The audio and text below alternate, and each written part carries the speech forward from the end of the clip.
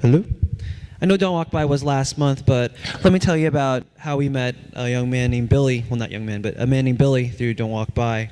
Don't Walk By is a ministry that sets up camp at an anchor church where they send out teams of 7 to 8 people to go out to grab the homeless on the street back to church so that they can get a hot meal, extra clothing, a bed at a private shelter for the night, and hopefully guidance and next steps towards a better life. My team of 8 was given the task of canvassing Times Square and Rockefeller Center, which many of you know is a rather touristy area of New York City. However, most of our search throughout the area came up relatively empty, even though our team split up into 2 to cover more ground over a period of, say, 2 to 3 hours. My group of 4 had spent about 3 hours walking around in the freezing cold, trying to convince folks to come back to the church to get some food and some help. But most people rebuffed our advances. Some wanted to stay in the street to continue collecting money. Others we could barely understand because they spoke another language. Some were scared to death when we mentioned the word shelter. So at this point, I was feeling a little down. I asked God to bring someone to us. And the few minutes before we were supposed to call it a night, God brought me and Annie Zhang to Billy, just north of the heart of Times Square.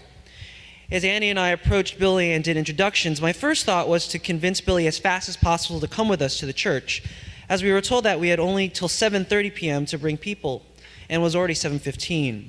Of course, I didn't want to seem pushy, so Annie and I sought to hear his story, Billy's story, and what Billy was about. And tell us he did, for over half an hour. But his eloquence startled me. He spoke with a clarity that I had not been expecting. At that point, when we had met him, Billy had been panhandling on the street for more than 25 years. He was a 70-year-old Vietnam War veteran who only managed to find some sort of housing maybe about 10 years ago. And only because Veteran Affairs discovered that he was suffering from cancer as well as his wife. He has what's called Fuchs dystrophy, a hereditary degenerative disease prominent among African American men, which is making him go blind really slowly. He talked a lot about how he didn't want a handout, he never used food stamps, and he preferred to find a way on his own apart from the government to support himself. He spoke often of watching out for fellow panhandlers and beggars simply trying to get their next meal for the night, and Billy would often share food with those whom he knew would have no way of acquiring it. He told us of his negative experience with many churches, but praise the Lord, he was really happy that we were associated with a church that he had a great deal of respect for. And all throughout the story, all I could think about was how cold it was and how we would not be able to get him back to the church on time. Annie was much better about listening to him, and after he shared about his degenerative eye disease, she prayed over him, and it looked like it really struck a nerve in him. He started sharing about his faith in God and how he knew God was watching over him. Out of nowhere, I felt God was saying to me that he was a really good dad.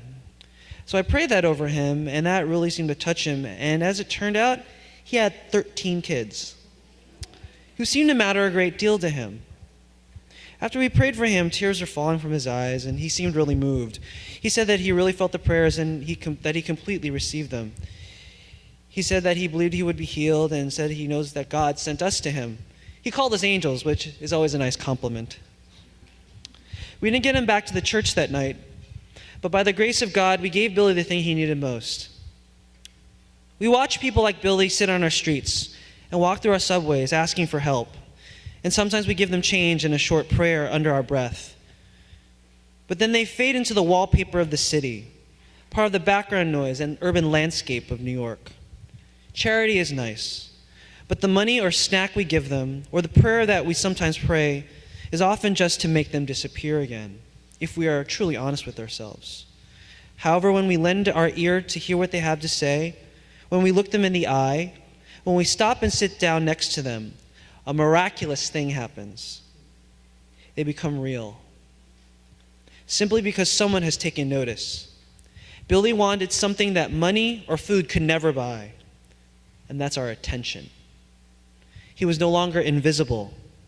We made an impact because he realized that we saw him and that God saw him. Billy was no longer an anonymous beggar on the street, but a unique person who was sought not really by us, but by God. I want to encourage you folks next year, to try out Don't Walk By. As you give your time and attention to those who are ignored, We as the church embody that great declaration in 1 John 4:12. No one has ever seen God, but if we love one another, God abides in us and his love is perfected in us. For in giving of ourselves to the least of these, not only do we make the homeless visible to the world, we make real and visible God himself, a God who desperately needs to be seen in New York City. Thank you.